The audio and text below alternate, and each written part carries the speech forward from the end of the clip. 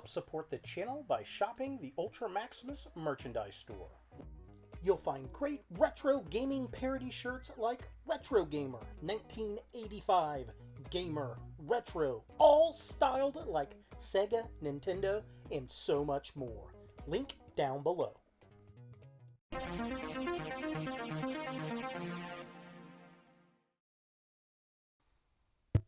Hey guys, Ultra Maximus back with another Let's Talk Comic Books, and today I've got 4 different books. I've got the Zombiotes. This is the Venom Zombiotes issue number 3. This is the final chapter in this little story here. And then I've also got Turtles of Grayskull issue number 1, which I believe is a continuation of the mini comics from the figure line that we got this year or last year now in 2024. And then I've got the 45th anniversary of Svengoolie comic book. This is pretty darn awesome. Also 30 years of Gemstone comics. So yeah, definitely very cool. The Halloween Boo-Nanza. Boo-Nanza. And then I've also got Silent Night Returns, the Batman Santa Claus crossover book, issue number 1, the sequel to last year's Christmas story. So very cool, very fun. So let's start off.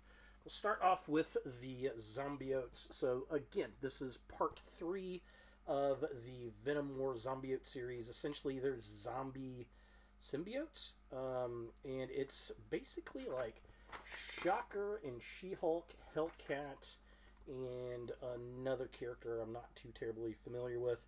They bring back a dead Captain Boomerang in this bar. They're in like a villain bar that they ended up in issue number 2, and then the Hellcat zombie gets loose and attacks, so they get attacked by the hero and villain zombie, and then of course you got the civilian zombies all outside trying to get in, and She-Hulk's like, hey, knock it off. She does a little clap.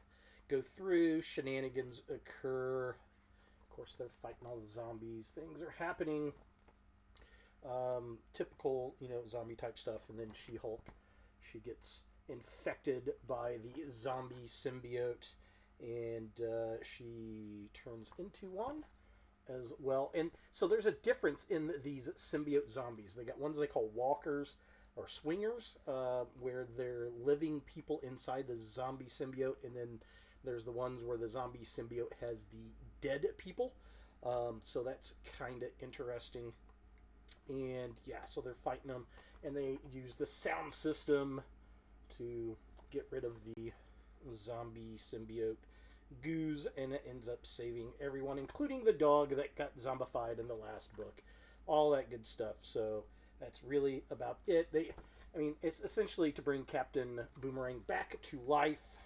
They use some spells and stuff and all that good jazz. And yeah, so then they're like, all right, we're going to go out and save the world. And then the story picks up back into the Venom War. So this was an interesting little series. It was 3 issues long.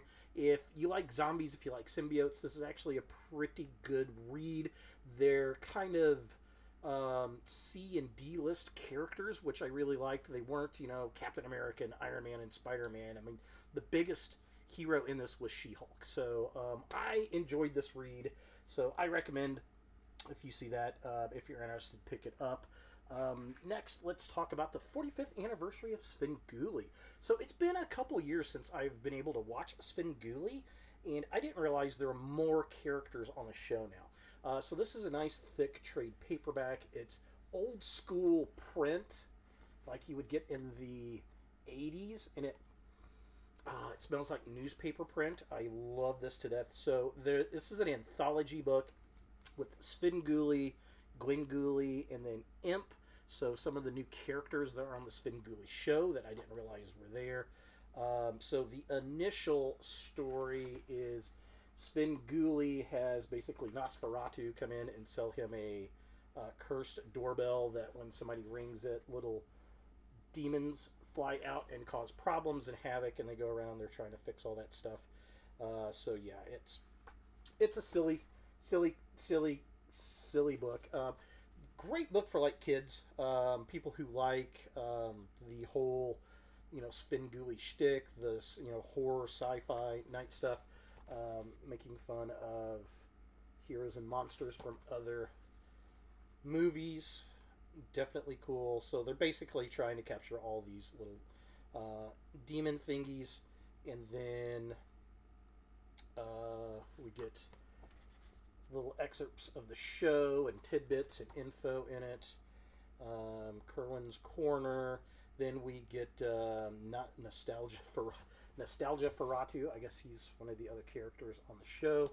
He's got a little story bit in here. You can see fun stuff. And then where's the other one is Gwengoolie, a character I didn't know existed. Again, I haven't got to watch the show in a couple years, but they were never on the show when I watched. So this is an interesting little story.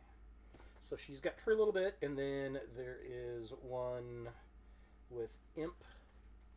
Again, one of the new characters, and he's got a very short little story as well in here. So yeah, overall, I mean, it's a pretty fun little read. You gotta like Svengoolie, I think. This is not too bad for kids at all. It doesn't have any real bad adult humor in it. Very campy, very cheesy. I love the smell of it. Anybody that is a comic book fan from like the 70s, 80s, 90s, you're gonna love this book just for the aroma. We don't get comics like that anymore, which is a bit of a shame. And then we've got Turtles of Grayskull right here. An interesting read. I love the toy line that we've got going on. The artwork is very detailed. It reminds me, actually, a lot of old Todd McFarlane, like back when he was drawing The Incredible Hulk. It's got that kind of detail, that kind of weird, over-the-top detail. Essentially, the Turtles are in Eternia. They're helping out the Masters of the Universe because Krang and Shredder have joined forces with Skeletor, and they've basically kidnapped He-Man and mutated him in the slime pit. Yeah. Fun stuff. Good stuff. It's basically the plot line of the toy line. We get to see all the characters from the toys in here, which is very cool, very fun. And then we get our mutated He-Man attack. And yeah, very cool. Artwork, again, love the artwork. I think the artwork's a little bit better than the storyline. And then we get a throwback to the old Turtles, where we've got a time-traveling chick, and they go back to fighting the Triceratons, which is very cool. They're like on Battle World, getting ready to fight the Triceratons, and then things are all messed up because He-Man walks in and he's going to be part of the battle, and that's basically where it ends. And then we get some really cool sketch art at the back, concept art for a bunch of the characters. Again, very fun book, very cool. If you're into Teenage Mutant Ninja Turtles and Masters of the Universe, it's not a bad pickup. And if you like that toy line, the Turtles of Grayskull, this is a good kind of follow-up to the mini comics. Very nice, very cool. And then finally, we've got the Silent Night Returns Batman comic. So last year, I had no idea there was a Santa Batman crossover, and the guy from the comic book store said it was really good. He enjoyed it. So we get this bad guy. He shows up, and he starts marking people with these little raptor logos, and they turn into mummies, and the Justice League goes to fight. And we've got Zatanna. Oop, we're on the wrong page. Here we go. Zatanna next to her Christmas tree. Very cool, very fun. So yeah, the Justice League basically gets schmammered by this essentially Nazgul is what he kind of is. It's a suit of armor. And then the Flash's kid, Thunderheart, and Robin, Damian Wayne, they try to escape. Damian's the only one that gets away. Blah, blah, blah. All the things. And then, let's see, what else? Oh, he ends up going to takes the bat plane to go find Zatanna because he says, hey, I need some magic. And as he's talking, next to the Christmas tree, Santa Claus shows up, and he's a very, very like Nordic looking, which is kind of funny.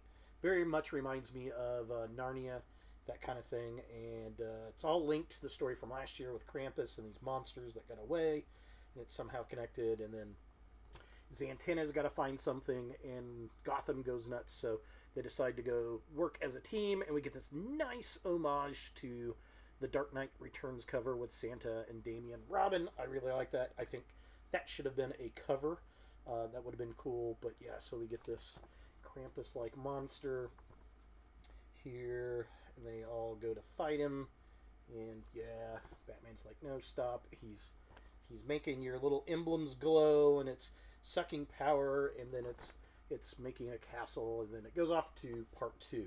Then we get a nice little preview of Two-Face #1 here, which is very interesting. Couple pages preview. But yeah, I didn't know what to expect with this. Actually, kind of fun. I had a lot of fun with it. I want to pick the rest of the story up to check it out and go back and look at the first series. So what have you guys been reading? Leave a comment down below. I'd really like to know. Leave some suggestions. Again, pretty decent books. Pick up this go-around. Silent Night Returns. Batman's Santa Claus crossover. That's really funny to say. The Turtles of Grayskull #1. Then the 45th anniversary of Svengoolie. And the wrap-up of the Zombiotes with issue #3. Thank you guys for subscribing. Make sure to check out my merch store so you get your official Ultra Maximus merchandise. Really helps the channel. Remember, for every 1,000 subscribers, I'm going to give you, the fans, a chance to win a free action figure. And as always, look for more videos in the future. Hey guys, I want to give a shout out to my top subscribers and to my newest subscribers. Thank you all so much for helping grow the channel. Remember, for every 1,000 subscribers, I'll give you, the fans, a chance to win a free action figure. If you don't see your name and want to be included, like this video, add a comment down below telling me to add you, and of course, subscribe.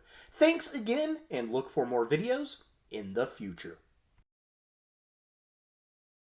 Hey guys, thanks for watching. To watch more Ultra Maximus, click on the links to the right. Be sure to click all the things, subscribe, like, and hit that notification bell for new videos. And follow me on all the social medias, Facebook, Instagram, and Twitter. Links in the description below.